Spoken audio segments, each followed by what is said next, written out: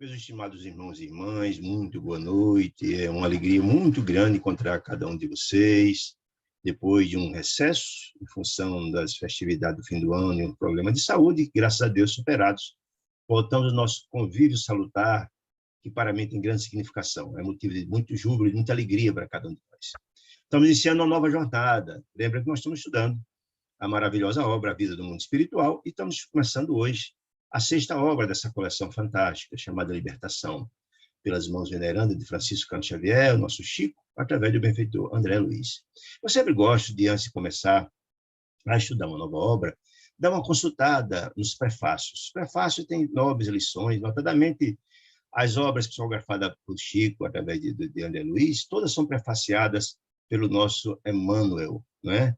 Que é um grande espírito que coordena toda a obra, a extraordinária obra mediúnica do nosso caro Chico Xavier.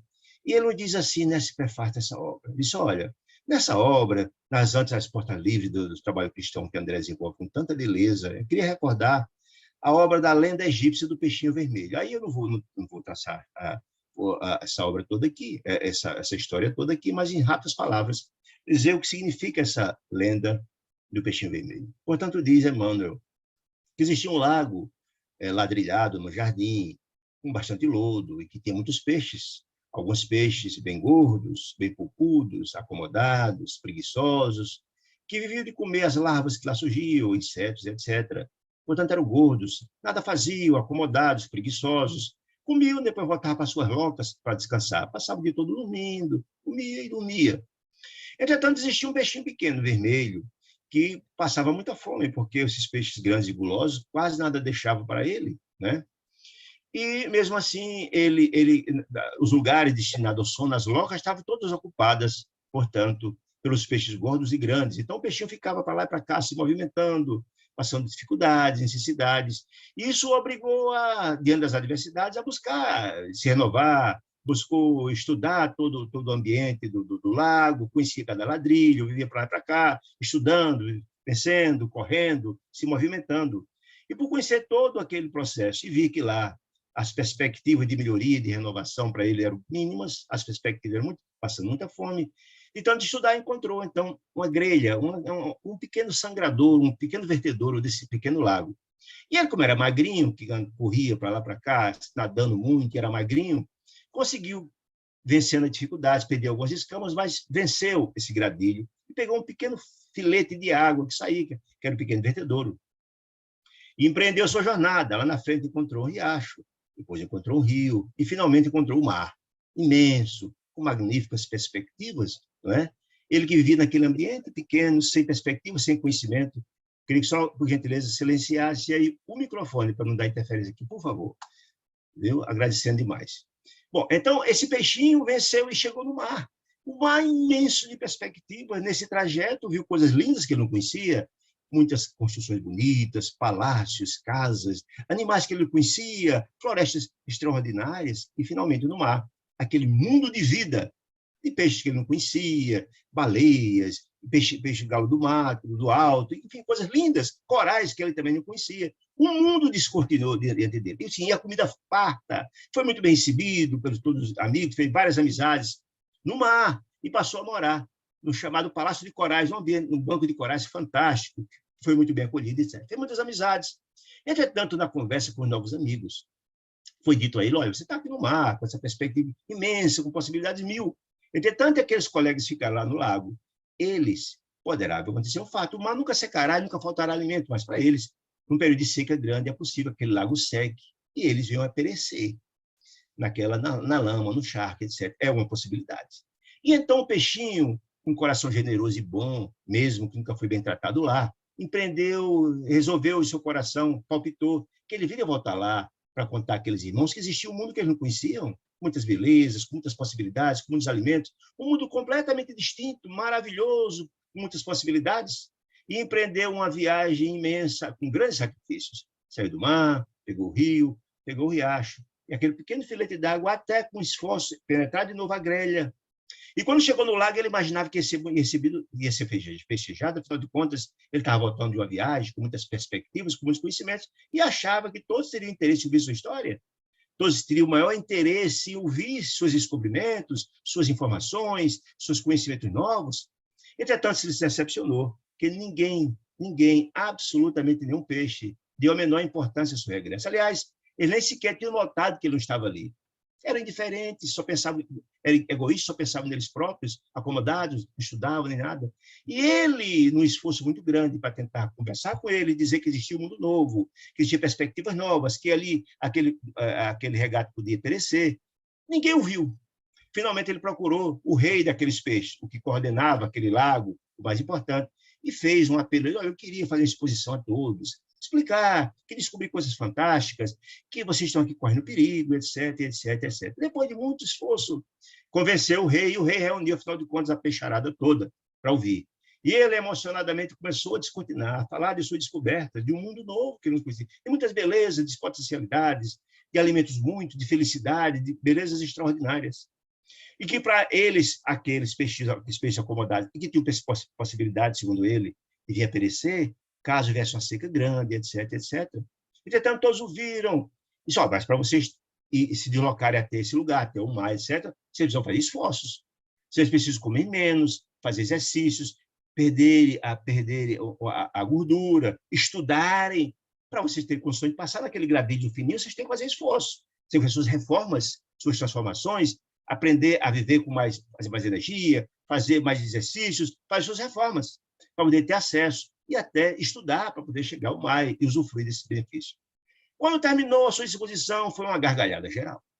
Todo mundo dizia que ele estava louco, que ele tinha perdido o juízo, que aquele lugar era o melhor lugar do mundo, né? Que ali era o centro do universo, uma visão que a gente também aqui tem, que ele era o centro do universo, ali tudo de bom estava ali, não existia um lugar melhor. Que ele estava variando, afinal de contas, ele tinha enlouquecido, que era melhor que ele partisse dali. Olha que coisa. Então, o peixinho, muito triste, foi expulso do lago e voltou. Então, pegou todo e empreendeu a sua viagem de volta. Foi morar no palácio lá no Palácio dos Corais, lá no mar, mas cumpriu sua missão, foi com consciência tranquila. Né? Tempo depois, como os peixes do mar tinham alertado, veio uma seca violenta, e aqueles irmãos que lá ficaram, acomodados, preguiçosos e ociosos, cresceram atolados nas lamas daquele ambiente. Qual é a lição dessa história toda que diz André Luiz, que diz Emmanuel, para mostrar a missão de André Luiz com uma certa similitude com essa lenda do peixe vermelho, do peixe egípcio vermelho, né? Dizer, olha, o esforço de André Luiz, acendendo luz nas trevas, ou seja, fora ele alguém que passou as adversidades no umbral, que nós sabemos, 8 anos, mas depois se renovou, se transformou, e hoje é uma espécie de um grande carteiro do além, e com a preocupação de voltar e trazer alertas aos irmãos que ficaram, buscando a transformação, a serviço de Deus e do bem, buscando a transformação, convidando a reforma íntima, como o peixinho vermelho, a transformação, que existe um mundo novo, fantástico, cheio de vida, disse ele, acender a luz nas trevas de nossos corações empreendidos no mal, nas nossas limitações. Portanto, é semelhante à missão, diz Emmanuel, do peixinho vermelho, da de André Luiz. Encantado com a descoberta do caminho infinito, ele, André Luiz, realizadas depois de muitos conflitos e sofrimentos, lá no umbral, nos 8 anos, volve ou retorna à coxa terrestre, anunciando a André Luiz, aos antigos companheiros, que somos nós, encarnados, que além dos cubículos que vivemos, desse mundo limitado, das limitações, das poucas dificuldades, das poucas visões que temos, visão de mundo, resplandece uma outra vida fenomenal, um mundo espiritual, recheado de vida, de belezas possíveis de ser acessados. Mas intensa essa vida no mundo espiritual e bela, do que temos aqui. Agora, para se acessar a ela, exigindo, porém, acurado aprimoramento, reformas íntimas, individual, para que a travessia estreita, passado o acesso, como no gradilho do peixinho, para acessar esse mundo feliz do mundo espiritual, é preciso fazer a reforma íntima, precisa se transformar, precisa conquistar. A felicidade é uma conquista do espírito. Há que se fazer grandes esforços. O convite que o peixinho vermelho fez é que eles estão lá. Né? Do mesmo jeito, a passagem de acesso às claridades sublimes. Não é? Porque a conquista do mundo espiritual se faz pelo amor, pelo trabalho, e não só... ninguém conquista pela violência. Então, André Luiz fala, informa, prepara, esclarece pelas suas múltiplas obras, trazendo uma ansiedade de conhecimento imenso, convidando-nos, abrindo nossos olhos à renovação, à transformação, dizendo que nós temos possibilidades mil de felicidades. Né? Há, contudo, muitos peixes humanos que nós agimos como peixes gordos, preguiçosos e ociosos do lago, que sorriem, zombam, passam entre a mordacidade e a indiferença, procurando locas passageiras, ou seja, nós pensamos só no hoje, no presente, no material, ou pleiteando as lábuas temporárias, pensando só no agora, sem entender que o nosso futuro depende dos nossos procederes. Esperam nós, e como os peixinhos, um paraíso gratuito. Basta uns que imaginem que o morreu vira santo. E não é assim, né? Com milagrosos deslumbramentos. Alguns pensam assim como o peixe lá do preguiçoso, depois da morte do corpo.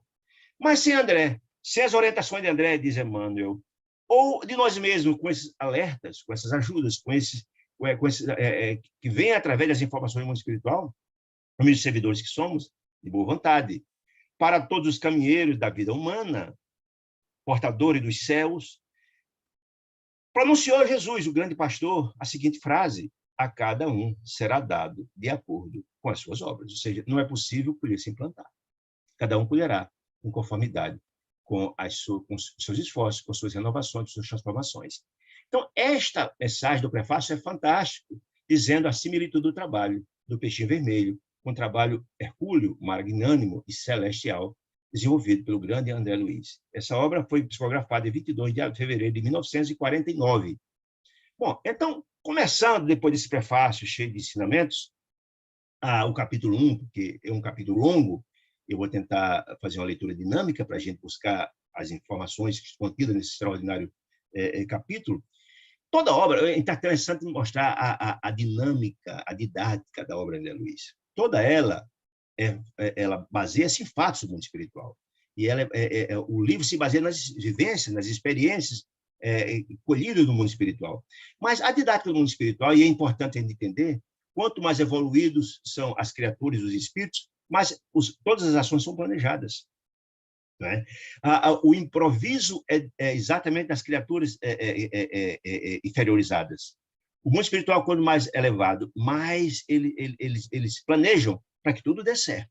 O improviso. Então, quando começa uma obra como essa, André Luiz, de pronto ele mostra a cena da primeira obra, tentando fazer um resumo, mostrando onde será desenvolvidas as tarefas que trarão subsídio para o livro. Primeiro ponto. Segundo, aqueles que trabalharão nessas tarefas de amor em nome de Deus, em nome de Jesus, passam por um processo de seleção e um processo de aprimoramento e de conhecimento, de preparação interessante para desenvolver o trabalho. Então, aqui não é diferente. Ele vai mostrar, no primeiro capítulo, uma palestra no mundo espiritual, no nosso lar, do ministro Flacos, trazendo todo um pormenorizado de como funcionam as colônias purgatoriais, as colônias expiatórias do mundo espiritual, fazendo um olhar, a ambiência, como se dão as interfaces entre as criaturas, entre os emissários de Deus, do bem, e as criaturas ignorantes. Não? Então, é interessante essa didática de André Luiz. E, ao mesmo tempo, para que nós, leitores, buscando entendimento para nós, leitores, colocado no livro, e para que a gente também vislumbre, quando estudar os capítulos vindouros, de como se dá aquelas relações em função de toda essa parte traçada no capítulo primeiro. Então, é uma didática muito interessante e inteligente, que a gente consegue acompanhar com muita beleza. Então, é o seguinte, olha, fomos nós e o grupo participar da palestra do ministro Flacos, esse benfeitor, lá no mundo espiritual, em nosso lar. Né? E esse espírito de olhar doce e de magnetismo extraordinário, convidado na meditação, ou seja, tudo que estava colocando ali é de aprendizado para nós. Aí só congregaram naquele ambiente de aprendizado dezenas de criaturas e companheiros que registravam instruções edificantes, né? Eram criaturas candidatas ao trabalho junto aos sofredores. E, sem dúvida, a preleção tem muito interesse em André Luiz. Né? Podíamos perguntar, tínhamos a liberdade de perguntar sobre o assunto que estava posto, né? Com todas as informações, compatível com o novo trabalho. Que novo trabalho? O trabalho de resgate de uma entidade infeliz no mundo inferior, nos mundos infernais, no mundo das sombras, e, ao mesmo tempo, colher informações e subsídio para essa obra. André Luiz tinha essa dupla função. Ele ajudaria no trabalho, sem dúvida, mas colheria subsídio para repassar para nós, porque tudo é previamente estabelecido no mundo espiritual, que nos cumpria desempenhar, no caso André Luiz, essa dupla faceta. Né? Até então, disse André Luiz, eu ouvia comentários a respeito das colônias purgatoriais. Né? Eu via comentários para o trabalho expiatório, ou seja, por que são colônias purgatoriais para o trabalho expiatório? Lembrando que a expiação são quem precisa de expiar são aqueles espíritos que cometem gravíssimos desatinos, crimes graves. Por isso, expiar. Precisa reparar o mal que fez. E nessas colônias ou seja, o perfil das criaturas que lá estavam, espíritos profundamente endividados, cometeram gravíssimos erros, né? A que se destinam essas colônias purgatoriais, a expiação, né?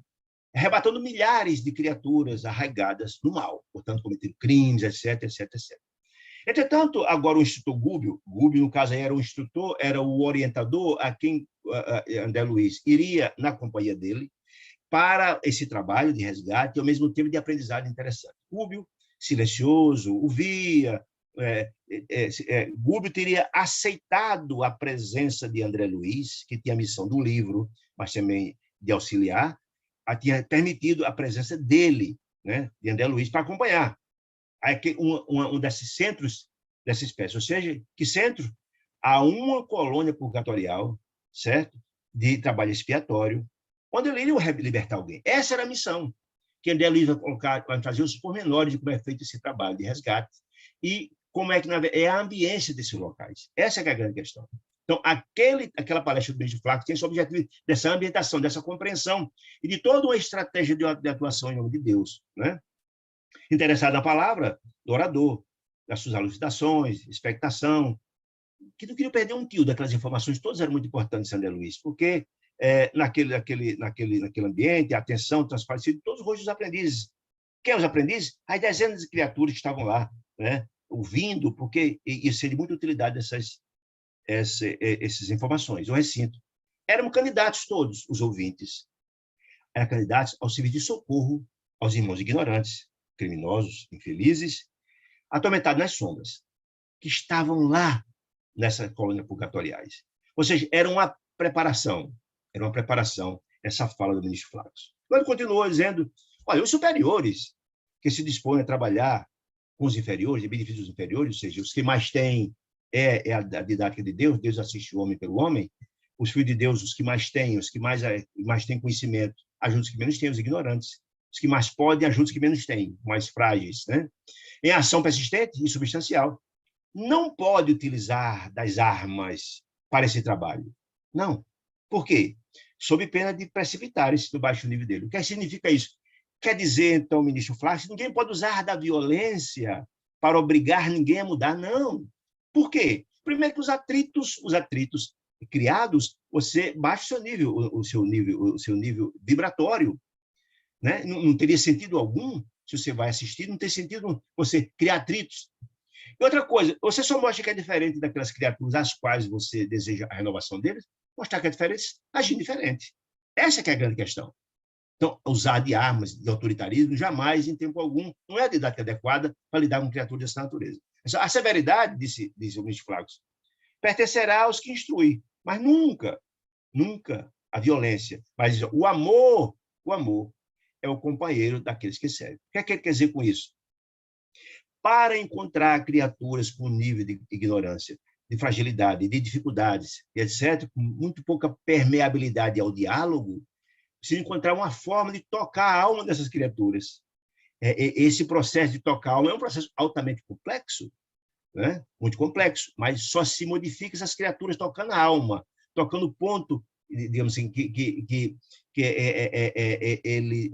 nesse ponto, tocar a alma, você toca no ponto que possibilita se renovar e se transformar. Aí, sabemos que a educação, na maioria das vezes, parte da periferia para o centro. Ou seja, a educação, às vezes, vem de fora para dentro, com esse método de utilizar a energia, disse ele. Contudo, a renovação, a transformação, traduzindo aperfeiçoamento real, movimentos em sentido diverso. Ou seja, é um processo de reforma que se dá de dentro para fora. Você tem que tocar a alma, o coração, para que tocado ele comece a se renovar, a se transformar. É a assimilação do processo de renovação, não é? Que é muito importante. Ambos, tanto um quanto o outro, tanto o processo de educação quanto o problema de renovação, disse ele, os impulsos, todavia, são alimentados e controlados pelos poderes da mente. Porque, gente, a mente é quem comanda nossas vidas. A mente, ela está posta no espírito, na casa mental, e ela que coordena todo o processo. O corpo nada mais é o corpo físico do que a vestimenta do espírito, e apenas executa o que a mente determina. Nós já vimos isso lá atrás, que através da glândula pineal, há todo um comando para o corpo, pela mente. Aí, sim, o espírito humano lida com a força mental, disse ele.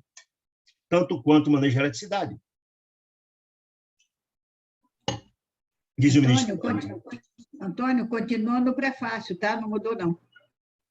Pois é, eu não estou conseguindo, está passando aqui, dona Celeste, mas é um probleminha técnico. Mas não se preocupe, eu estou fazendo o relato e depois, quando o vídeo for feito, a gente aprimora isso. É um probleminha técnico que equaciona, me garanto, no próximo semana a gente está com isso equacionado, tá certo? Nem se preocupe. Mas é bom a senhora avisar, viu? Bom, então, continuando. Então, disse ele, ó, então, o homem, desde o começo, ele trabalha os impulsos, tanto das duas metodologias, é a mente que comanda, né? Então, diz, ó, o espírito humano lida com a força mental, como também com a eletricidade. Desde que o mundo é mundo, que o homem usa a eletricidade para transformar, nas transformações incessantes da Terra. Entretanto, mal conhece a existência da primeira. Eles conhecem já da segunda, que é o caso da eletricidade. Mas não conhece o poder da mente. A força mental é um ilustre desconhecido de nós desencarnados. Nós não temos a compreensão do extraordinário poder de transformação da mente. Não temos. Né? E precisamos aprofundar nesse conhecimento, disse ele. Né? Porém, no que já se aprende a gastar a segunda, a eletricidade, no transformamento da Terra, a mente ainda não, disse ele. Né? A rigor, portanto, não temos ciclos infernais. Então, olha, essa história de inferno eterno, né, não existe, né? Não temos inferno eterno, não temos ciclos infernais, de acordo com os figurinos da antiga teologia, dos ensinos da religião, que preza, que fala de infernos eternos, de penas eternas, de criaturas que queimarão eternamente o fogo do inferno, como se Deus não fosse um pai misericordioso e bom que condenasse alguém eternamente ao fogo do inferno. Não, isso não existe. Né? Onde se mostram indefinidamente gênios satânicos. Alguém que eternamente será que comandarão os diabos, os satanás que comandam esses ambientes. Não, isso não existe, disse ele, de todas as épocas. E sim, o que existe são esferas obscuras, ambientes de sofrimento, de dor, de angústia, que se agregam consciência embotada na ignorância, cristalizada no ócio, nada fazem para se renovar, reprovável ou confundido no eclipse temporário da razão. Então, o que é que quer dizer com isso, gente? A ideia da antiga teologia dos infernos eternos, das penas eternas, de criaturas que queimam eternamente o fogo do inferno, contraria profundamente a ideia de um Deus amoroso e bom, um Pai amoroso e bom. Nós passamos, sim, dificuldades, criado na simples ignorância, até o processo de autoiluminação, somos filhos de Deus, é um processo. Então, nós passamos por essas etapas, né? Mas não existe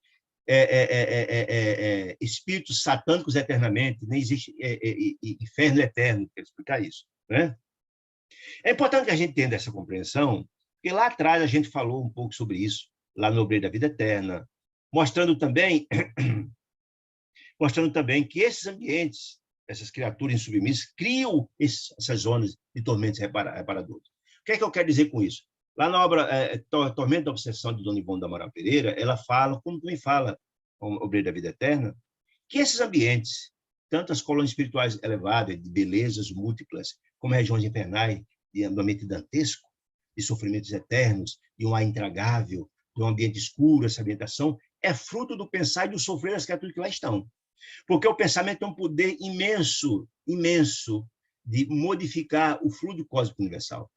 Porque esse fluido é plástico, ele se amolda ao pensamento dos que se encontram naquela região, tanto do pensamento como do sofrimento. Então, esses ambientes que as pessoas se encontram lá por sintonia, quando desencarnamos, vamos para lugares compatíveis com o nosso estado d'alma, as criaturas, os réprobos que cometeram graves crimes, são atraídos desse lugar por sintonia. Ao chegar lá, as suas dores potencializadas e suas ignorâncias, os pensamentos infelizes, amoldam aquele ambiente. Com as criaturas felizes, ao serem atraídos para as colônias espirituais mais iluminadas, eles, o sentimento deles e o amor que promana nos seus corações, amoldam aquele ambiente em conformidade com sua grandeza. É isso que estão dizendo. Então, o que quer dizer com isso? Os infernos não são eternos. Quer dizer isso? Não. Aqueles ambientes modificam-se, transformam-se. Aquela criatura que está hoje numa situação de profunda ignorância, de profunda crueldade, é um filho de Deus, que no futuro está fadado à lei do progresso.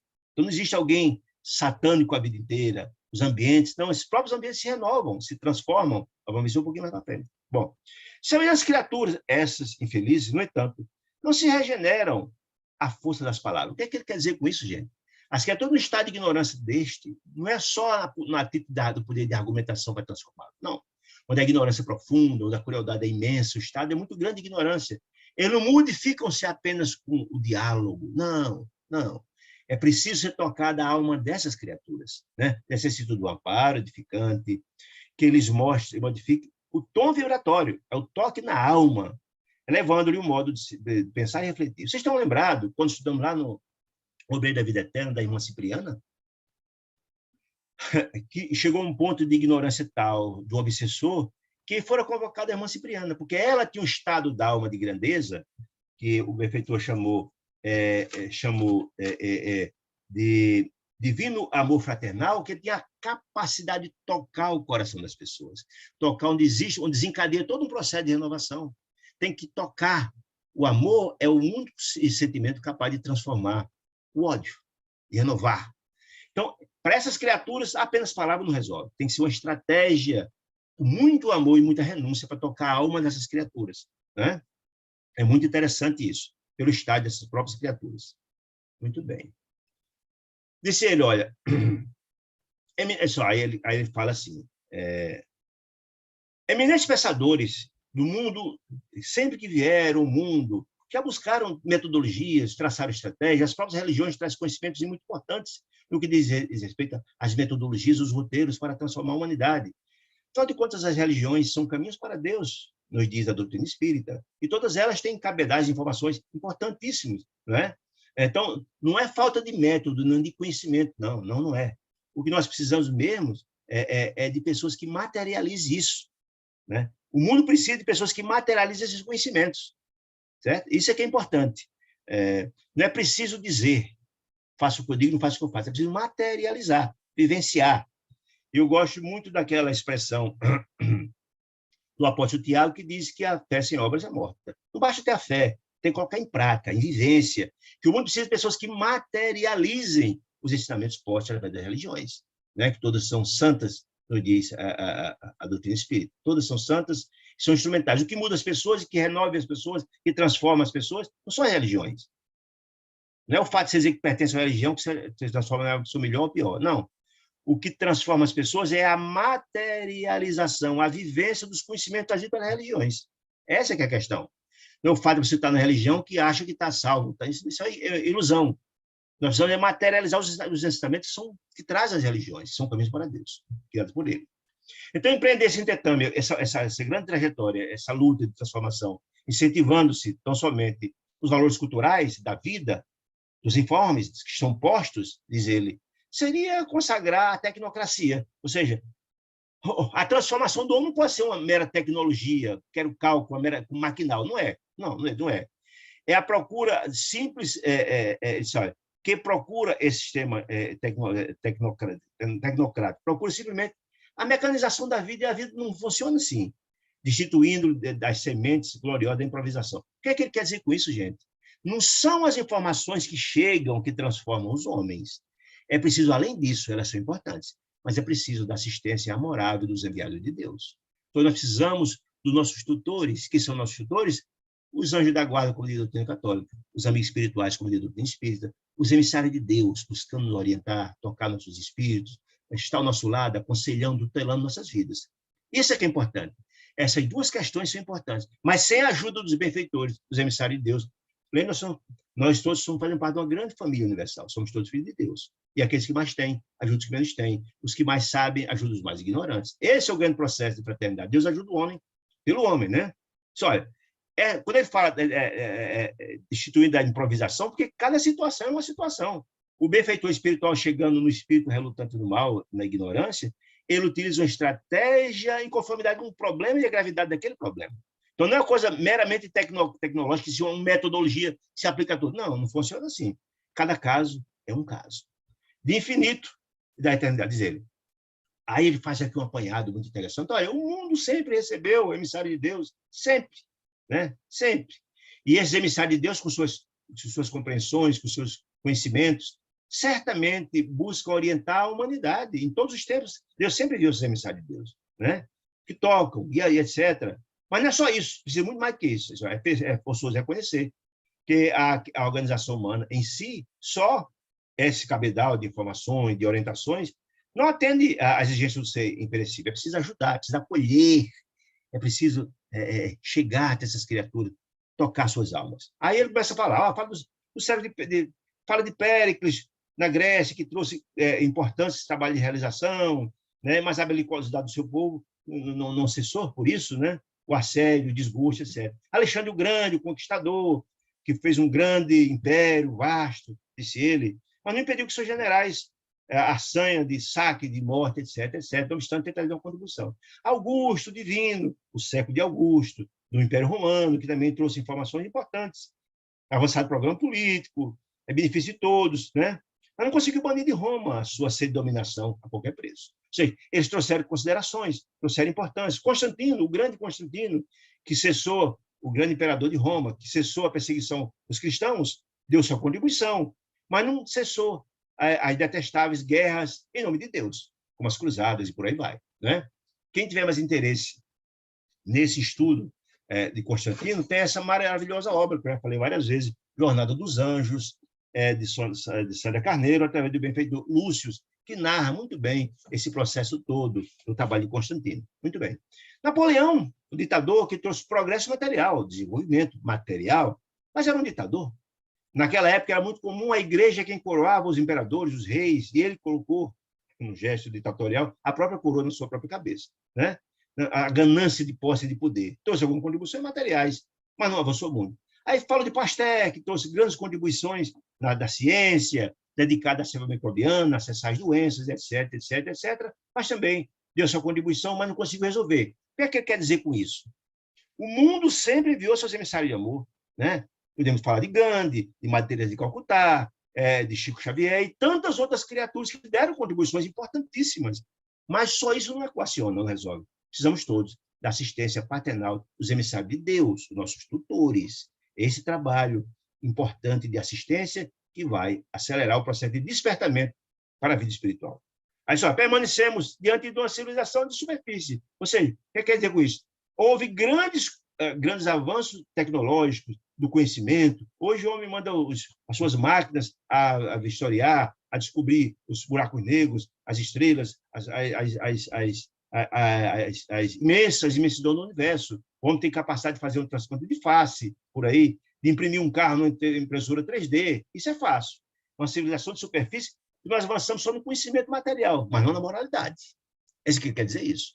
A moralidade é fundamental para a transformação do homem.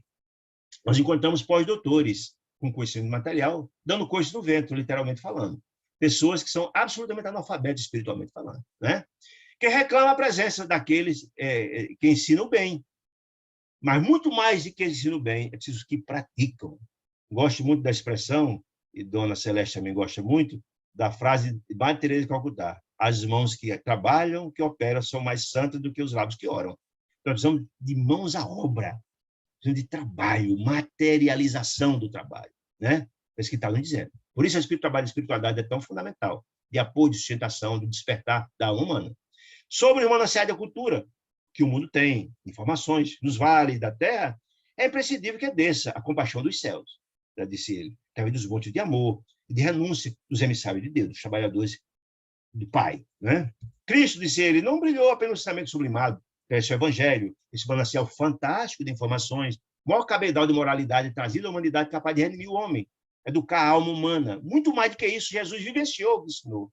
Jesus é uma carta viva do seu evangelho, ele vivenciava. Então, isso que é importante, nós temos que vivenciar. É isso que transforma o homem, a prática, a vivência. Em companhia dele, de Jesus. É indispensável mantenhamos a coragem de amparar e salvar, certo? Descendo ao recesso do abismo. É interessante ele colocar isso, porque a presença dos emissários de Deus são em todas as esferas. A doutrina espírita nos coloca. Desde as esferas mais excelsas, de beleza e angelitude, até as regiões abissais de dor, as regiões infernais, tenebrosas das sombras. Os emissários de Deus estão sempre lá, em seu nome, para estender as mãos às criaturas que estão mergulhadas no char.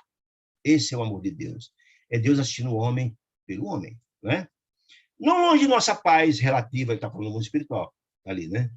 em círculos escuros, disse ele, de desencanto e desesperação, misturou-se milhões de seres reclamando comiseração, reclamando piedade dos emissários de Deus. São irmãos na fase de embrutecimento, que são também filhos de Deus. Ou seja, se são filhos, há uma pequena centelha da luz de Deus naqueles corações que precisam se desenvolver. Para isso precisa do acolhimento, do amor, ser tocado na alma, como dizia a benfeitora Cipriana. Por que não acender a luz, disse o ministro Flacos, dentro da noite em que se mergulham, daquela região de sombra e de dor, desorientado, de dor, né, que mergulham? Por que não semear a esperança entre os corações que abdicaram a fé em si mesmo? Porque, gente, a esperança é a mola propulsora do nosso processo evolutivo. Quem não tem esperança no futuro não se esforça para se renovar, não é? Aí, quem abdicou da fé, porque Chico tem uma frase lapidar a respeito da fé. Disse ele que o pior infortúnio do ser humano é perder a fé em Deus e em si mesmo e continuar vivendo, porque não se sente capaz de resolver nada, não se sente capacitado para. Então, a fé é fundamental, é a força motriz da alma para impulsionar adiante, né? Quando eu dizendo, olha à frente, pois, disse ele, de coletividade dolorosa, esses sofredores, a petição de reajustamento faz-se inadiável, imprescindível, o auxílio restaurador em nome de Deus, estender a mão, né?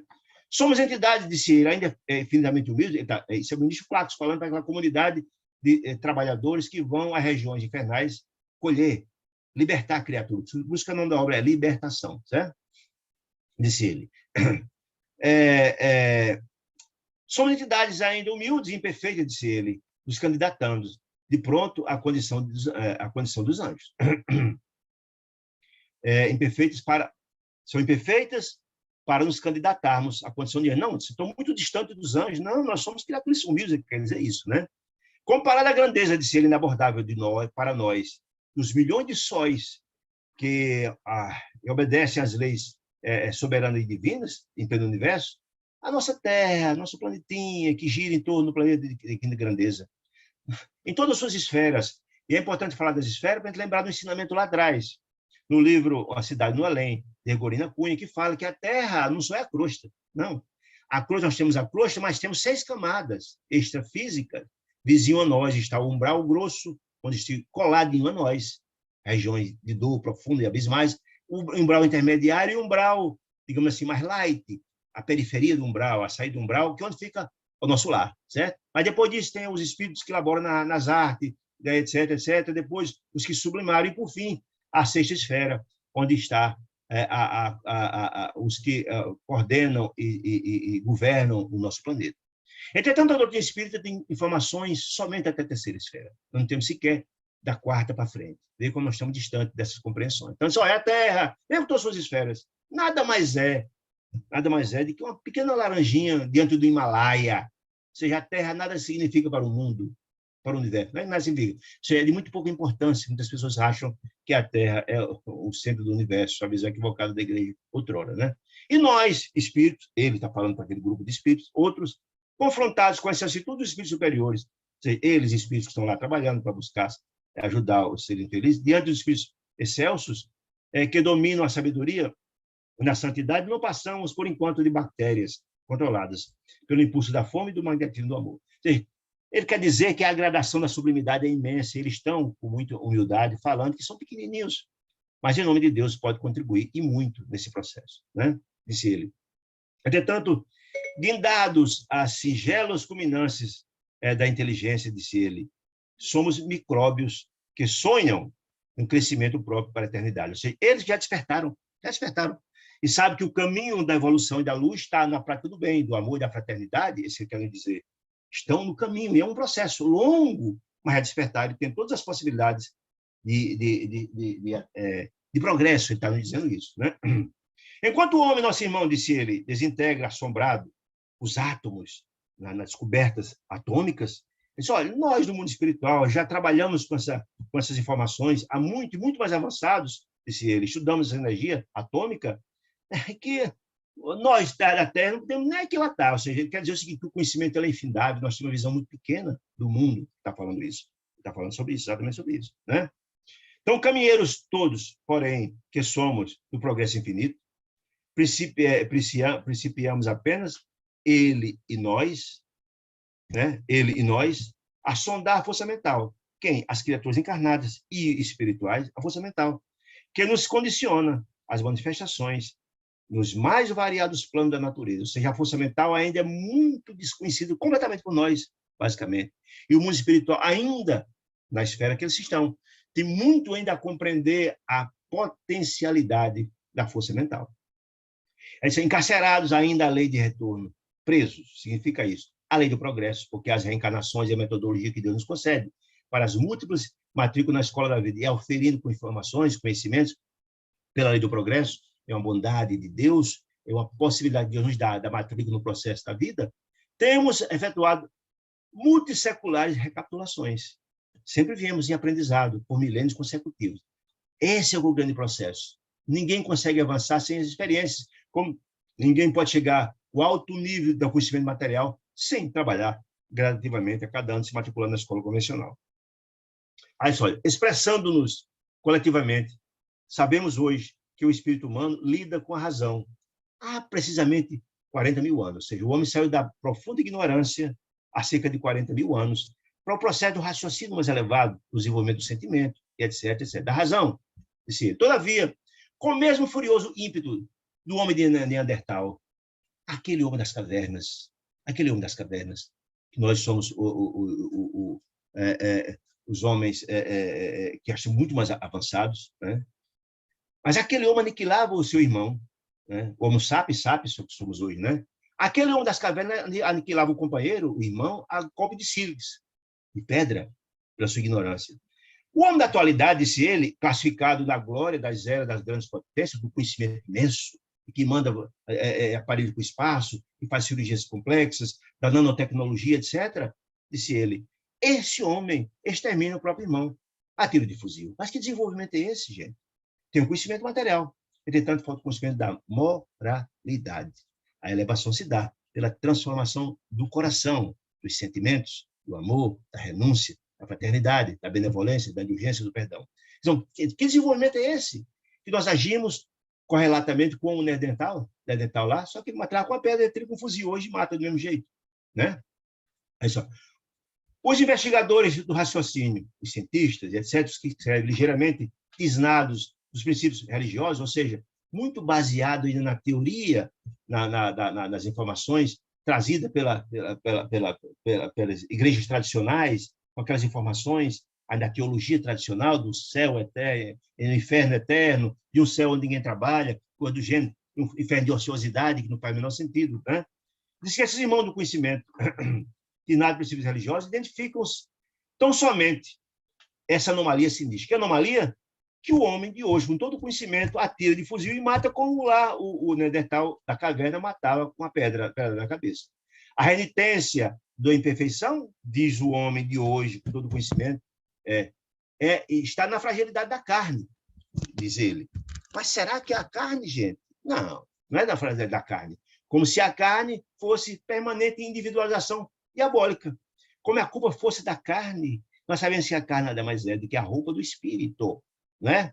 Então, a história de que a carne é fraca, não, que é fraca é o espírito, quer dizer isso, né? Esquecido que a matéria mais densa, é senão um conjunto das vidas incontáveis em processo de aprimoramento, crescimento e libertação. O que quer dizer com isso? Nós, hoje, de carne, somos exatamente o vestimento do espírito, espírito esse que traz todas as suas experiências pregressas, desde quando foi criado o ser ignorante até hoje. Nós somos a somatória disso.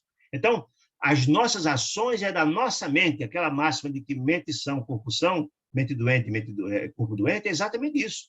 A culpa não é da carne. A carne só faz o que o espírito manda. Então, é a mente em desequilíbrio. Eles querem dizer isso, né? Nos campos da consciência planetária, disse ele, queda-se, localiza-se a inteligência, qual se for anestesiada com narcótico da ilusão, como se fosse, digamos assim, anestesiado por drogas da ilusão, disse ele. No entanto, essas criaturas infantis do ponto de vista espiritual, nós auxiliaremos, iremos assistir em nome do Pai, disse ele, a sentir e reconhecer que o espírito permanece vibrando em todos os anos da existência. O que quer dizer com isso, gente?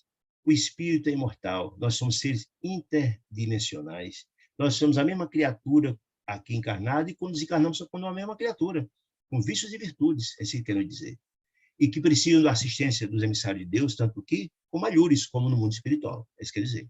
Cada espécie de seres, desde os seres do cristal ao homem, desde do cristal ao homem, da pedra ao homem, e do homem até o anjo, abrange inumeráveis famílias de criaturas. São criaturas porque são criadas por Deus. Todos são criaturas de Deus, nas várias gradações, em vários níveis, né? Operando em determinada frequência do universo. Mas todos são criaturas de Deus. A doutrina espírita nos mostra que não é só o homem que precisa de assistência, os animais também, por aí vai. Todos, nada refoge ao controle do Pai, nem um grão de areia, né? Muito bem. E o amor divino alcança-nos a todos, de Deus, todos, à maneira do sol, que abraça os sábios e os vermes. O sol atinge a todos como o amor do Pai, né? Todavia, que avança, que evolui, demora-se em ligação com quem se localiza na esfera próxima. Ou seja, não é o fato de a gente desencarnar ou evoluir espiritualmente, vamos esquecer os que ficaram. Não, as ligações existem, os sentimentos existem, as ligações continuam. Não há uma desconexão porque desencarnou. Não, absolutamente, né? O domínio vegetal, das árvores, das plantas, etc., vale-se do império mineral, precisa se nutrir do nutriente da terra, né, para sustentar e evoluir, porque também as plantas, os animais, a fauna, a flora, o planeta evolui, está dizendo isso. É um processo. Os animais precisam dos vegetais, se alimentam para a obra de aprimoramento, e os homens, nós, se socorrem uns dos outros, para crescerem mentalmente e progredir adiante. Porque os homens são seres interdimensionais. Há uma interdependência. Nós precisamos do contato uns com os outros. Estamos aqui contactando com vocês, contactando com os familiares, com os irmãos, com a esposa, com o marido, com os outros na escola. Há uma necessidade do outro. O homem se alimenta dessas energias que recebe, né? Aprimora-se, aprende, né? Atritos do reino da vida, vegetal, animal, hominal, enfim, vegetal ou mineral, atritos do reino da vida, conhecidos da terra entre si, torturam-se e entredevoram-se através de suas rudes experiências, a fim de que os valores espirituais se desenvolvam e resplandeçam, refletindo a divina luz. Porque é interessante, a gente não entende, às vezes, por que da dor. Tem aquela máxima que a dor ensina a gemer, nós precisamos passar pelas dificuldades para aprender a valorar. Então, tudo progride. Se não existisse a dor, como progrediríamos? Como deixar de fazer o que é errado se não houvesse não houvesse uma contrapartida, não houvesse uma repercussão disso, né? Então, nesse ponto, Flacos continua a explicação, depois da explicação. Mas, disse o ministro, além do principado humano na Terra, para lá da fronteira sensorial e da crosta, que guardam ansiosamente a alma encarnada na Terra, amparando-a com limitações, visões, porque nós vimos a doutrina espírita, a limitação encarnada é muito pouca o que está ao nosso redor, isso, em todos os aspectos. Nós enxergamos pouquíssimo do que está ao nosso redor, né? Disse ele, unidade de visão e benéfico esquecimento, porque se lembrássemos tudo do passado, das encarnações transatas, como é que na verdade seria a Terra encarando aqueles que nos prejudicam, que prejudicamos? Seria uma guerra eterna, diz Emmanuel. Mas fala que, na verdade, o esquecimento temporário é uma bênção de Deus para criar os vínculos, para as possibilidades das repactuações, não é? É importantíssimo, né? Então, benéfico do esquecimento, começa o vasto império espiritual, vizinho dos homens. Como assim vizinho dos homens? Meus irmãos queridos, essas esferas da Terra, dos umbrais, etc., são mundos superpostos. Estão aqui coladinho a nós, dividido por fronteiras vibratórias. Nós já vimos isso em outras oportunidades, certo? E eles são atraídos por nós, pelos nossos sentimentos infelizes, por sintonia. Toda vez que não temos sentimentos de desarmonia e desequilíbrio, atraímos os nossos semelhantes que pensam do mesmo jeito. Ou se temos sentimentos nobres, elevados e altruístas, também atraímos criaturas elevadas. Trazendo isso. Então, existe um mundo pululando ao nosso lado, né? Disse ele, né? Aí se agitam, aí nesse mundo vizinho a nós, se agitam 1 milhão de espíritos imperfeitos que partilham com as criaturas terrenas as condições de habitabilidade na crosta do mundo. É importante, nós já vimos tanto isso na obra de André Luiz. Sim, essas criaturas estão ao nosso redor, em nossas casas, ao nosso lado, fazendo as refeições conosco, dormindo ao nosso lado, partilhando experiências conosco, e etc., e etc. são atraídos por nós, né? Por que eles andam um umbral grosso está próximo da Terra? Porque na Terra, ainda as criaturas, a Terra de expiações e provas, ainda a inferioridade está com as criaturas aqui encarnadas. E nós atraímos semelhantes com sintonia, né? E muitas das vezes somos vampirizados por essas criaturas. Eles se alimentam de nossas próprias energias. Nós já vimos isso em muitas das obras de André Luiz, que a gente estudou aqui há pouco tempo, certo? Seres humanos situados noutra faixa vibratória, ou seja, desencarnados, que estão ao nosso redorzinho, das faixas vibratórias, apoiam essa mente encarnada, por sintonia, né? Através de falanges incontáveis, são semiconscientes da responsabilidade e tão incompletos na virtude quanto os próprios homens. Ou seja, essas nossas falhas morais e etc., essa inconsciência do que é o certo e que é errado, essa nossa irresponsabilidade atrai espíritos do mesmo jeito, que não tem compreensão total do que é certo e do que é errado, que tem o prazer em fazer o mal, coisa do gênero. Atraímos eles exatamente nossa sintonia. Porque eles não fizeram crescer o Deus interior deles, nós, a probidade interior, não deixamos alimentar o Deus interior, como diz Jesus, nós somos Deus de Jesus. Né? Faz brilhar a sua luz, ou seja, vivencia os ensinamentos que sou portador, que é o processo. Na hora que a gente cresce espiritualmente falando, a gente se desconecta, não cria sintonia com a identidade das trevas. Por isso o orar e vigiar que Jesus falava é tão importante. Sempre sentir que a coisa não está bem, entre orações, que é a forma de cortar essa conexão com as entidades infelizes. Né?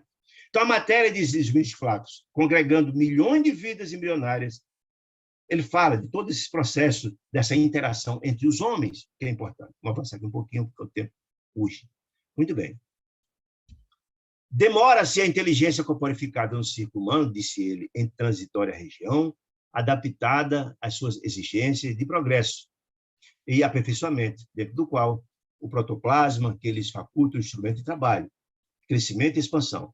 Então, disse ele, entretanto, no mesmo espaço, na crosta que estamos aqui encarnados, né? Alonga-se a matéria em outros estados, e nesses outros estados, a mente desencarnada, no mesmo espaço, apenas por divisões pelas fronteiras vibracionais, em viagem para o conhecimento da virtude. Todos nós estamos nessa jornada, tanto encarnados como desencarnados, estamos nessa luta muito grande. Somos criaturas. Quem são as criaturas que estão lá de lá? Quem são as criaturas infelizes? Nós, de ontem, que desencarnamos, somos atraídos para esses mundos. É isso. Essa jornada todos estamos empreendendo, né? Radicados na esfera física, buscando dominá-la e absorvê-la. O que é que ele quer dizer com isso? Essas criaturas que ainda continuam na ignorância, no sofrimento e na angústia, que não enxergam a luz, a auto-elevação, eles encontram e veem a Terra como se continuasse a vida, encarnado. Deseja dominar aqui porque é a única possibilidade que vem de poder. Não consegue ultrapassar essa esfera da infelicidade, né? Radicam na esfera física buscando dominar a Terra, aqui, nós encarnados, e absorvê-la. Essa sede de poder é fruto da inferioridade deles, estabelecendo uma gigantesca luta deles, dos desencarnados, de pensamento que o homem comum não é dado sequer a calcular. Nós sofremos uma influência gigantesca dessas entidades infelizes desencarnadas. Mas por que sofremos? Só sofrem aqueles que estão na mesma faixa vibratória. Né? Mas muito dos crimes que acontecem, das injustiças, dos sofrimentos, dos homicídios, dos estupros, dos vícios, são estimulados por essas criaturas que buscam dominar, buscam nossos pontos fracos para dominar, obsidiar, vampirizar e por aí vai. Né? Muito bem.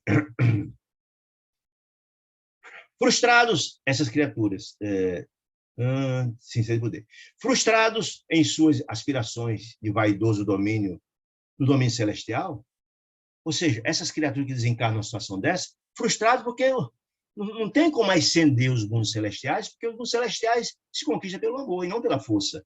E eles não se reformaram, não se transformaram. Né? Homens e mulheres de todos os climas, de todas as civilizações, depois da morte, esbarram nessa região. Que região que ele está falando, gente? Nos umbrais. Por quê? Está lá na cidade do além. Toda a nossa a crosta da Terra, ela tem um cinturão imenso dos umbrais. Ninguém desencarna e sai da Terra sem passar pelos umbrais. Absolutamente ninguém. Não existe uma forma de sair para ascender os mundos mais felizes se não passar pelo umbral. E só fica no umbral quem tem sintonia com ele. Essa que é a grande questão. Quem tem sintonia fica, poder sintonia. Se prende ali. Quem não tem tem a senha de acesso aos mundos mais felizes. Está livre para passar.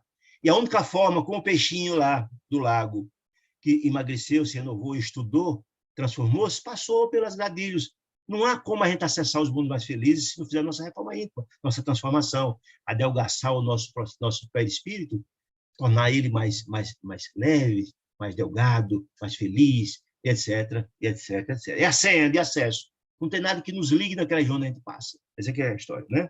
Então, esbarra nessa região, no umbral, em que se prolongam lá as atividades terrenas, ou seja, lá é um prolongamento. Ele só conhece a grosseria, a ignorância e a infelicidade que é comum naquele ambiente, que é ter sintonia, né? E elegem o intuito, o instinto de soberania sobre a terra, por única felicidade digna de impulso do conquistador. Ou seja, a única felicidade que eles enxergam, já que não ascendem os mundos mais felizes, é dominar a terra. Eles continuam com a sede de domínio que tinham aqui, porque eles continuam as mesmas criaturas. Ninguém modifica-se pelo fato de morrer. Como a gente imagina, que morre e vira anjo. Isso é ilusão total, né? Muito bem. Rebelados, filhos da providência. Por que rebelados, filhos da providência? Somos todos filhos de Deus, somos herdeiros do Criador, né? Diz o ministro Flávio. Tentam desacreditar a grandeza divina, a grandeza do Pai. Por quê? Por uma questão muito simples. Só domina quem é ignorante. Se alguém tenta se iluminar, se transformar, se renovar, ele faz tudo para impedir. Portanto, o grande trabalho, a grande dificuldade de quem trabalha na luz são as sombras que combate impiedosamente. Por quê? Porque não querem perder o comando, não podem perder o domínio. E a forma de dominar é a ignorância, quando não há mais ignorante. Na hora que a gente se sublima, se renova, não há mais conexão, não há mais sintonia, né? Então, desacreditar a grandeza divina, estimulando o poder autocrático, autoritário, né, da inteligência submissa e orgulhosa, e buscando preservar nos cinco terrenos terrestres para a dilação indefinido do ódio e da revolta, da vaidade e da criminalidade. E aí a gente tem estudado muito sobre a transição planetária, exatamente essa grande luta titânica. Na hora que as criaturas se sublimam, se renovam, se transformam gradativamente, eles vão perdendo a conexão com as entidades das trevas, eles vão perdendo o controle. A luz vai começando a vencer as trevas, esse grande processo. No dia que a Terra atingir de esclarecido 50,1%, a Terra dá um salto qualitativo, porque a luz conseguiu dominar as trevas. O domínio passa a ser da luz. E é isso que as sombras não desejam. Por isso, esses grandes embates, as grandes guerras, é o fruto desse trabalho das sombras. Quem diz não sou eu. Quem diz são obras Mãe Cedo da Nova Era, Transição Planetária, Perturbações Espirituais, da Lavra de Valdo Pereira Franco, de Manuel Flamengo de Miranda, e tantas outras obras. Tem uma obra recente de Haroldo Dutra Dias que fala da mesma questão. Ou o Sermão Profético de Jesus, e tantos vai no mesmo sentido desse processo de autoiluminação. Então, as sombras não desejam perder o controle, eles querem continuar dominando, porque o que eles conhecem é isso, né? Essa que é a grande questão. Vamos ver, onde é que eu parei aqui? Tá. Como se o planeta, em sua expressão inferior, lhes fosse paraíso único. Porque, na visão deles, a única felicidade que eles têm, pelo estado de ignorância, é dominar a Terra, né? Ainda não integralmente submetido a seus caprichos. Por que está submetido totalmente a seus caprichos? Porque tem digamos assim, a processo onde a luz domina. Não se domina, não cria mais sintonia. Então, se não está completamente submetida, porque algumas criaturas estão se renovando, se transformando, e eles perdem o controle sobre essas criaturas, né? Em vista da permanência de discórdia reinante entre eles mesmos. O que quer dizer com isso, gente? Quer dizer assim, que essas cidades infelizes, essas regiões de poder imenso nas regiões infernais, são criaturas ignorantes, que elas mesmas disputam o controle da Terra. É interessante entender isso. E aí, aqui na Terra, entre encarnados, não é muito diferente, não. Nós estamos numa época desse processo. Veja só, nos contatos entre os países, o que é que rege-se na luta entre os países? Não é o que rege entre os países, na luta entre os países, não é a ética, é o interesse. Vê-se, por exemplo, que são as guerras, são a luta pela hegemonia da Terra. É uma nação tentando poder sobre as demais, tirar proveito dos demais. Não importa se isso vai trazer fome, miséria, morte, não interessa. Porque não existe ética, existe interesse. É a mesma estratégia do mundo espiritual. Eles, entre si, guerreiam-se pelo controle dessa fatia de poder junto a nós na Terra, né? Então, esse processo deles, que é uma guerra de lá como a daqui, são muito semelhantes, né? No estágio que nos encontramos. Que se fossem criaturas que tivessem avançado além do conhecimento material, das ogivas nucleares, do conhecimento material que temos, na moralidade não havia guerra, não havia injustiça, não havia fome, não havia miséria, nada disso, né? É isso que o ministro Flávio está dizendo. É que, confinados a um berço escabroso da ignorância, essas criaturas infelizes, em que o medo é o instrumento deles, de aterrorizar os infelizes que ficam sob o seu domínio. Quando a gente estuda a história desses mundos infelizes, dominam brutalmente, escravizam as criaturas, tiram proveito, uma loucura, né? E a maldade que é a materialização desse medo. É o método deles, com inquietudes e perseguições recíprocas, lhes consomem as forças que lhe utilizam. E não utilizam o tempo. Se utilizasse tempo para o bem, se renovaria, né? Mas utiliza o tempo para fazer o mal. Não se apercebem da situação dolorosa em que se acham. Por quê?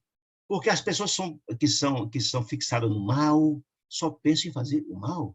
Diz André Luiz uma coisa muito sábia, que nós devemos ter mais comiseração dos obsessores. Porque nós temos a tendência a ter raiva dos obsessores. Mas, segundo eles, os obsessores são mais infelizes. Porque o obsessor passa 24 horas querendo fazer o mal ao obsidiado. 24 horas. A ignorância é profunda. E o obsidiado, não obstante sofrer essa interferência, mas tem o amor da família, tem outras, sai um pouco desse flanco. Então, isso, olha, os obsidiados são mais infelizes, são fixados 24 horas. Então, é exatamente o que eu estou dizendo aqui. São fixados 24 horas, não conseguem enxergar nada além da sede de poder. Né? Muito bem. Fora do amor, disse ele, eu achei magnífica essa frase, fora do amor verdadeiro, toda união é temporária. Olha que bacana. Por que é temporária? Se as uniões são apenas por interesse, se é só interesse, acabou essas uniões. O amor verdadeiro é uma amálgama que liga as criaturas. O amor verdadeiro.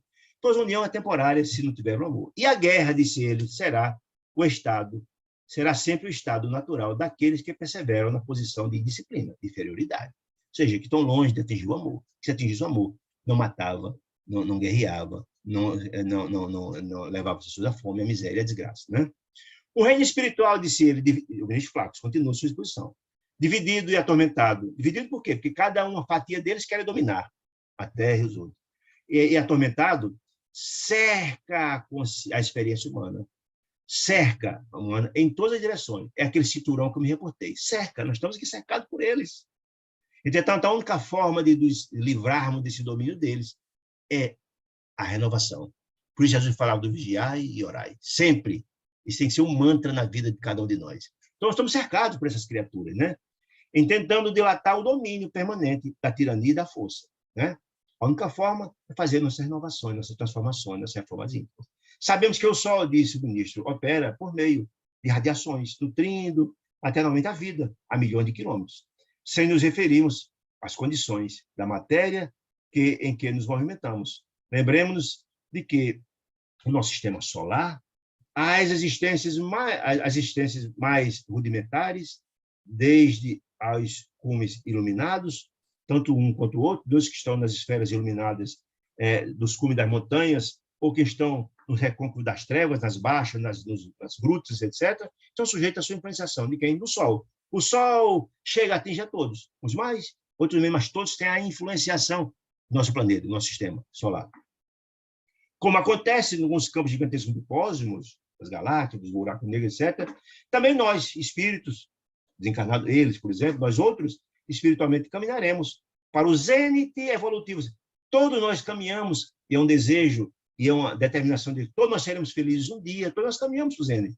E é um incitamento, todos nós temos esse desejo da felicidade, é isso a cada um de nós. Nós trilhamos esse caminho, né?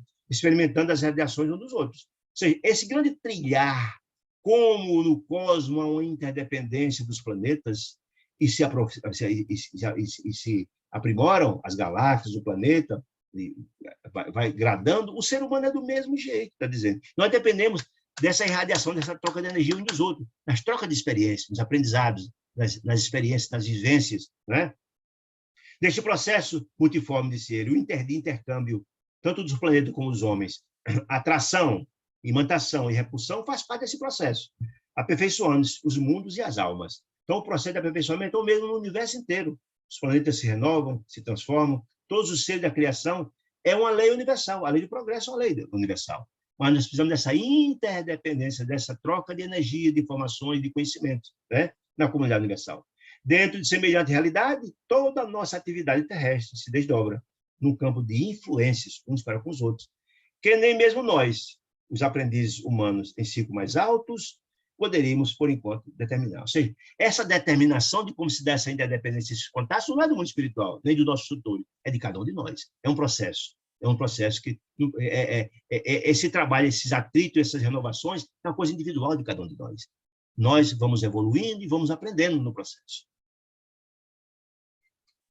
Raro, disse ele, raros, compreende, diz o ministro, na morte, uma simples modificação de envoltório. Apenas. Nós nos deixamos a vestimenta de carne. Vários são de raros compreendem esse processo. Uns continuam aquela ideia da visão material do mundo, né? de que é uma vida só. E escasso, diz ele, número de pessoas, ainda mesmo se tratando de religiosos mais avançados, guardaram a prudência de viver no vaso físico, de conformidade com os princípios superiores e que esposaram. O que quer dizer isso, gente? Muitas das criaturas têm um conhecimento. Quantos de nós espíritas, quantos de nós dirigentes espíritas, evangélicos, pastores e padres e bispos, etc., só temos uma compreensão da boca para fora, mas não vivenciamos. É a velha história da vivência. E essas criaturas que mais foram dados, mais será cobrado. Muitos, na verdade, temos o conhecimento, mas não vivenciamos. Não somos as cartas vivas desse evangelho, qual a gente compreende, entende? Então, as consequências virão quando desencarnar. Não há milagre, ninguém transforma-se porque morre. Não, não é esse o processo. O processo não é esse, é isso que ele está me dizendo, certo? Então, eu vou aqui um pouquinho. Melhor aqui. Muito bem. É isso que ele está nos dizendo. Então, a grande dificuldade é essa, que nós não temos a compreensão de que depois da morte fica o envoltório e o espírito continua, e muitos não vivem conforme com isso também, você quer dizer isso. Portanto, esses mundos infelizes estão cheios dessas criaturas, que tinham conhecimento, que tinham compreensão, etc., e até abusavam dessas prerrogativas religiosas. Está cheio dessas criaturas. Então, somos defrontados agora pela necessidade, disse ele, de proclamar verdades velhas para essas criaturas impermeáveis à compreensão do mundo real, que o espírito progride, evolui, que não morre nunca, né? Então, ele dá a verdade velha para os velhos ouvidos que não se renovam, e verdade nova para os ouvidos novos que estão despertando da nova da inteligência juvenil, infantil ainda do mundo, né? Esse é o grande trabalho de renovação, de tocar a alma ao processo de despertamento. O homem, disse ele, herdeiro presuntivo da glória celeste, filho de Deus, todos nós somos, é o condutor do próprio homem. Dizia Jesus que nós somos o médico de nós próprios. Deus não violenta ninguém. Nós é que fazemos esforço para se renovar. Nós temos a assistência de Deus, mas nós é que devemos buscar nosso processo de renovação e transformação. A felicidade está ao alcance de todos, desde que passamos por onde atingi-la. Né? É um processo de aprendizado, é uma conquista. Né? Dentro da enorme extensão do caminho evolutivo. Né? Alguns já atingem antes, outros depois, depende das nossas ações. Entre aqueles que já se acercam do anjo, que progrediram, estão nessa altitude, avançaram, e o selvagem, que se limita quase ao racional, agindo pelo instinto, existem milhares de posições, gradações, são infinitas as gradações evolutivas, né? Disse ele, ocupando o quadro do raciocínio pelos sentimentos de variadas matizes. E se há uma corrente brilhante e maravilhosa de criaturas encarnadas e desencarnadas que se dirigem ao mundo da sublimação, que se esforçaram, se renovaram, se transformaram, desferindo o glorioso ciclo de um canto de trabalho, de amor, de beleza, etc., na vida, existe uma outra corrente escura e infeliz, nas mesmas condições, interessada em descer ao recanto das trevas, lançando perturbação, desordem, sombra, consagrando a morte. É a questão do caminho a tomar. Uns estão no caminho da luz, seguem sua trajetória, e outros seguem o caminho das trevas, da angústia, da dor, renitente no mal e da infelicidade. Né? Muito bem. Aí continua dizendo, espíritos incompletos que somos ainda nós, aderimos ao movimento que nos diz respeito e colhemos os benefícios da ascensão ou da descida, dependendo dos caminhos aos quais devemos estabelecer. E também a ajuda daqueles, se as criaturas que vivenciam, pensam e planejam bem, terá a ajuda dos benfeitores, mais iluminados, mais elevados. Como as criaturas que pensam, planejam e fazem o mal, tem também a orientação das criaturas mais infelizes que eles que comandam as forças das sombras. Né? Todo esse manancial de informações da palestra do ministro Flacos é para preparar os trabalhadores que irão trabalhar nesse mundo infeliz na libertação. Existe um conhecimento como essa ambiência, o que vão enfrentar, que tipo de criatura enfrentar, e, ao mesmo tempo, para nós que estamos lendo o livro, para a gente entender as leituras vindouras dos capítulos vindouros. Né? Então, isso, o inferno, por isso mesmo, é um problema de direção espiritual. Aqui se diz O Satã é uma inteligência perversa, como o anjo é aquele que seguiu a luz. Essa que está nos dizendo. O mal é um desperdício do tempo, que podia estar trabalhando, a energia que Deus nos deu para fazer o bem. Né? O sofrimento, diz ele, é reparação. Estamos sofrendo porque, na verdade, cometemos algo. É uma expiação se, na verdade, cometemos crimes graves. Ou é uma prova, se for de renovação, de transformação, de aprender o que não aprendemos ainda. Precisamos recapitular para aprender. É como alguém que se reprova na escola e tem que voltar no ano seguinte para aprender. As almas decaídas, contudo, disse ele, quaisquer que sejam, não constituem uma raça espiritual sentenciada ao satanismo irremediavelmente. Não, não é, disse ele. No inferno não existe isso. São apenas uma coletividade de criaturas humanas desencarnadas em posição de absoluta insensatez. Um dia eles vão romper essa insensatez. Um dia eu vou encontrar a luz, porque são filhos de Deus, e Deus jamais despreza qualquer de seus filhos. Nunca faltará ajuda como esse que nós vamos trabalhar aqui estudar nesse livro da libertação, é a ajuda de Deus, para tocar os corações daqueles mais infelizes. Todos são filhos e estão fadados à lei do progresso. Né?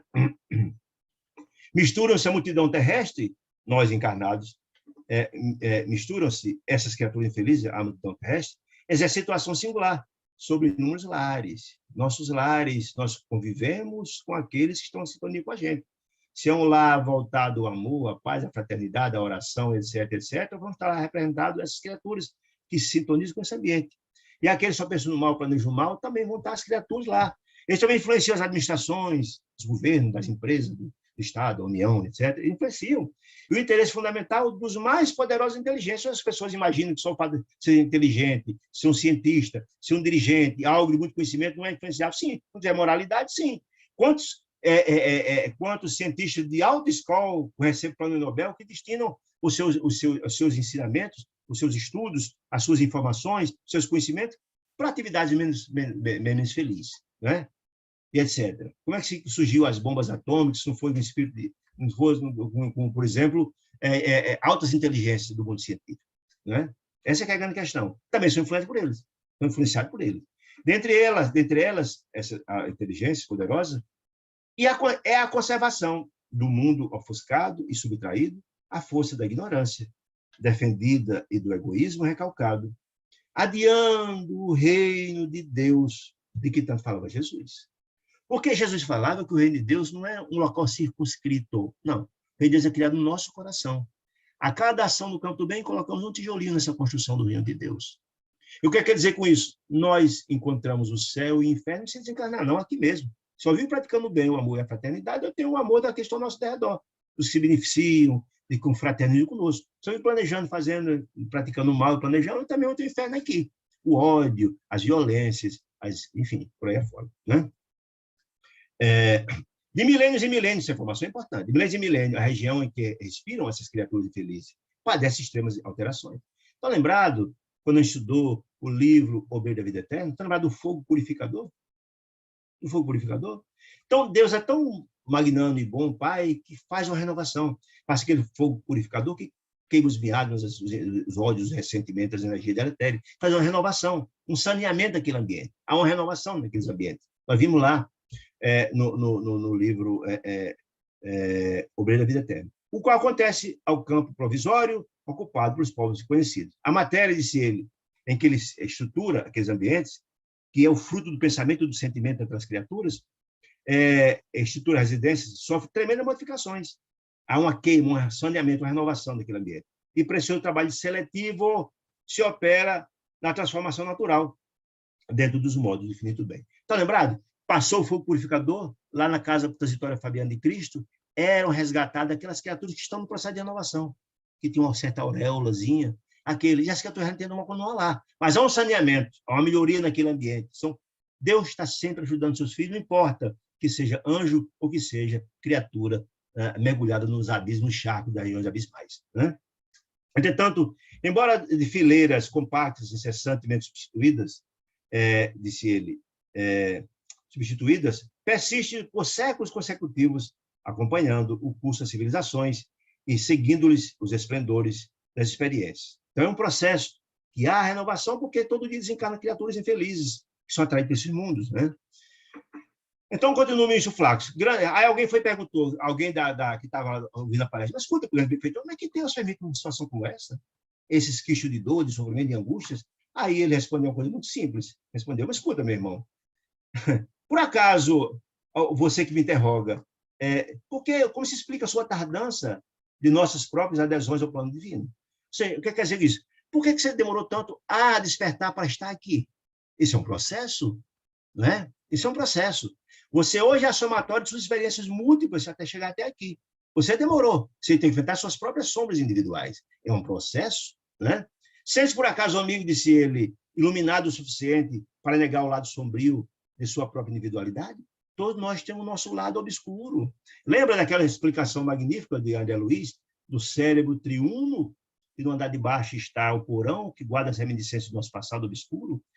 Está o andar do meio, que é exatamente onde renova, que faz essa reforma desse porão, buscando as encarnações, buscar as experiências das energias sublimes, através da oração, para nos renovar esse porão.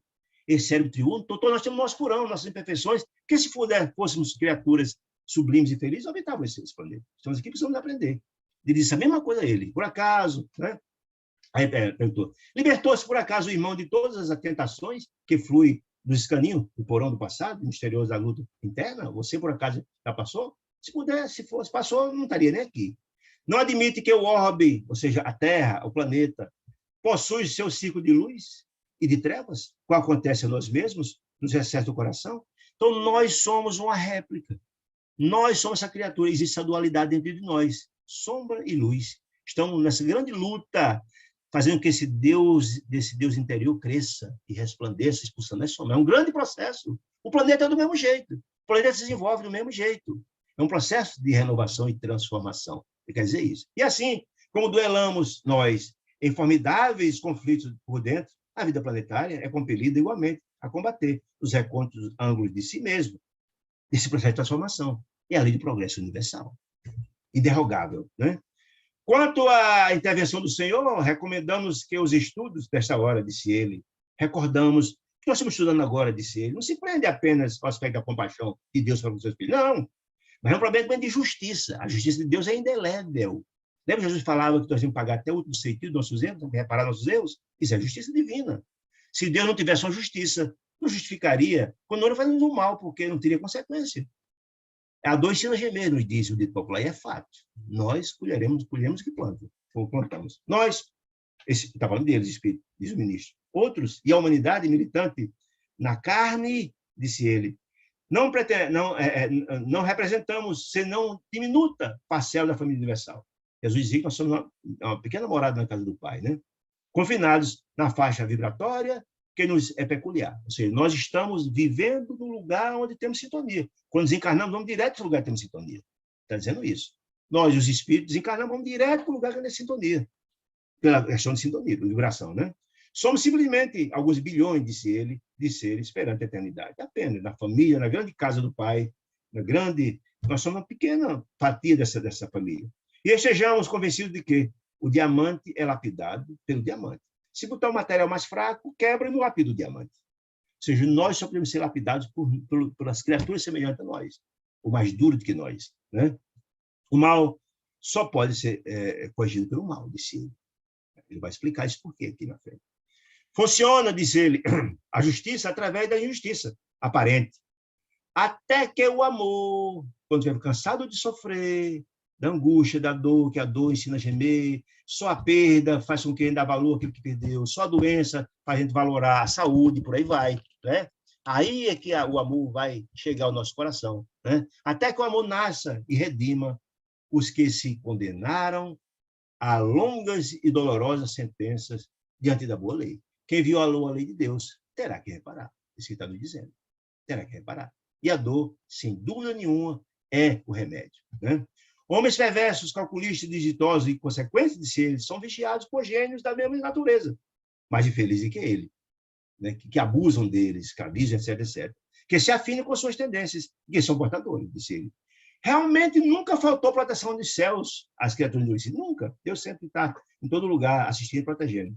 Ingratas. E os números guardiães, ou seja, os seres celestiais, os grandes espíritos, disse ele, não se preocupam de ser tutelados, nunca. Todos nós somos a tutela dos emissários de Deus. No entanto, seria ilógico, disse ele, o absurdo designar um anjo para custodiar um criminoso. Não tem sentido. As grandes almas congregam um grande leque de trabalhadores que, em nome do Pai, distribui as suas bênçãos de assistência em todos os lugares. Não podia desperdiçar alguém que tem grande conhecimento para tratar só de um e o resto. E o trabalho da organização dessa família de Deus, né? Quer dizer isso, né? Então, os homens encarnados, de maneira geral, permanecem cercados pelas escuras e gradativas radiações de entidades imperfeitas e indecisas, quanto elas próprias, criaturas que lhes são invisíveis ao olhar, mas que lhe partiu a residência. Nós estamos no nosso derredor com as criaturas semelhantes a nós. Pensamento e sentimento, está falando do mundo espiritual. Então, o nosso derredorzinho aqui. Muito bem. Em razão disso, disse ele, o planeta, por enquanto, ainda não passa de um vasto crivo de aprimoramento, da qual somente os indivíduos excepcionalmente aperfeiçoados conseguem escapar. Aqueles que conseguiram acesso, a senha de acesso e passar pelo umbral, está falando isso, na direção dos esferas sublimes, né? Considerando também a situação, Jesus, o mestre divino, disse perante o juiz, lá no julgamento dele em Jerusalém, por agora, o rei, meu rei não é daqui, não é aqui, não é. E pela mesma razão, Paulo de Tarso escreveu na sua encíclica aos Efésios, sua carta aos Efésios, dizendo o seguinte, ó, não temos que lutar contra a carne e contra o sangue, mas sim contra os principados, contra as potestades, contra os príncipes das trevas e contra as hostes espirituais da maldade. Ou seja, nós temos que fazer um grande esforço de renovação, um grande esforço de reforma íntima para libertar e sairmos da sintonia das entidades infelizes. Porque nós que elevamos nossa faixa vibratória, nos libertamos. Estamos na faixa acima e seremos, sim, acessados pelas entidades luminosas que acessam, sim, as criaturas que se iluminam. Essa que é a grande questão, né? Disse ele. Além do reino humano, o império imenso das inteligências desencarnadas participam conosco, participa de contínuo no julgamento da humanidade. Estão o tempo todo nesse processo, usurpando, explorando, vampirizando, etc, etc. E atendendo à nossa condição de trabalhadores incompletos. Aí ele está falando agora para aqueles trabalhadores que estão ali, meus fracos. Qual é o nosso papel?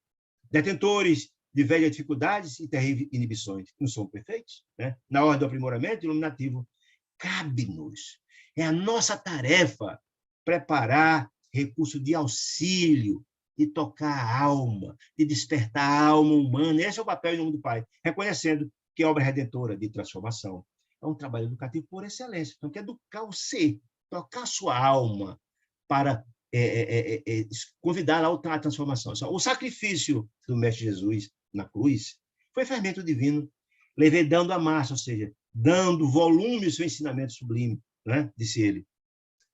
É por isso que Jesus, acima de tudo, é o doador sublime da vida imperecível. Doador por quê? Trouxe ele o grande cabedal de ensinamentos, o grande cabedal de conhecimento capaz de transformar a alma humana, né? E sustenta todo esse processo. O grande diretor dessa escola chamada Terra é doador dessa vida imperecível, da transformação, do despertar para esse reino que ele falava tanto, o reino de Deus, que é construído dentro do coração de cada um de nós, né? Absteve-se Jesus de manejar as paixões da turba, não de tirar, de brigar, não. Visto reconhecer que a verdadeira obra salvacionista permanece radicada no coração. Ninguém pode mudar alguém pela força, e Deus também não age assim. Não, Jesus nunca brigou com ninguém por pensar diferente, não. Cada um mantém. Ele estava pronto para plantar a semente da boa nova, os corações estivessem preparados. A missão dele era despertar para. Nunca obrigou ninguém a, dizendo que estava certo ou estava errado. Distanciou-se dos decretos políticos. Não que ele não respeitasse os decretos humanos, não. Mas ele achava que a metodologia de transformação não era essa, utilizar na força os decretos exteriores. Nós tínhamos que mudar o homem de dentro para fora. Mas o individualismo e o aperfeiçoamento pela boa vontade, e o espírito de renúncia em benefício semelhante. O grande trabalho do estarefeiro do Deus, do Cristo, é exatamente colocar o seu conhecimento, o seu amor, que ele podia estar usufruindo das regiões celestiais, a serviço do próximo, numa renúncia extraordinária ao semelhante. Esse é o grande trabalho de Deus assistindo o homem pelo homem. Sem nosso esforço do mundo espiritual, pessoas no bem, a obra regenerativa será adiada indefinidamente, né? Compreendendo o precioso e indispensável nosso concurso fraterno, para que os nossos irmãos provisoriamente internados no mal se convertam ao desígnio divinos, aprendendo a utilizar os poderes da luz potencial que todos nós temos. Nós somos filhos de Deus, a centelha de Deus, a gene de Deus entre nossos espíritos está. Precisa essa pequena centelha ser transformada. Jesus falava, faz brilhar a vossa luz, vós sois deuses. Sim, um Deus em potencial, naturalmente, né? E que somos detentores. Somente o amor, disse ele, o ministro, somente o amor, sentido, com fé e vivenciado por nós, provocará a eclosão do raio de amor à nossa semelhança. O amor é a senha, o amor é o amor é o método capaz de transformar o homem, a prática, a vivência do ensinamento de Jesus. E aí, fechando, que isso, na verdade, já está bem avançado, olha, sem polarizar as energias da alma diretamente divina, na direção divina, sem potenciar nossa alma na direção divina, ajustando o magnetismo do centro do universo, todo o programa de redenção é um conjunto de palavras soltas, pecando pela improbabilidade flagrante. É aquela história da Madre Teresa de Calcutá. Muito mais importante do que os lábios que oram são as mãos que trabalham. Temos que colocar a mão na massa, colocar a charrua na terra para plantar. Se temos o terreno, se não cultivamos esse terreno, não teremos frutos a colher. Então, aí ele concluiu essa fala fantástica, volto a dizer, com o grande objetivo de traçar um perfil de onde o trabalho será desenvolvido para libertar as criaturas que cada uma daquelas equipes irão fazer. E, ao mesmo tempo, nos traçar qual era a ambiência desse mundo de felizes. E também dessa interseção dos desencarnados com os encarnados, e o grande processo deles utiliza-se nossas fragilidades para nos dominar. Certo, meus queridos amigos? Então, aqui a palestra do ministro concluiu, todo mundo feliz, chuva de luz, nós sabemos como é o resultado do trabalho que se dá depois de uma palestra de tanta beleza, de tantos ensinamentos sublimes. Certo, meus queridos irmãos? Eu sei que, na verdade, é um capítulo longo, com muitas informações. Eu sei que até, às vezes, eu pego pelo excesso, mas eu tenho tanto cuidado em passar o máximo das informações, são muito para nossas vidas. Não é? Eu queria saber se algum dos irmãos queridos tem alguma pergunta, ficou alguma coisa sem ser explicada. Eu sei que falei até rápido demais, que é um pouco antididático, mas era muita informação. Eu tive uma preocupação muito grande de passar para vocês o máximo que podíamos. Mas estamos aqui, abertos a eventuais perguntas.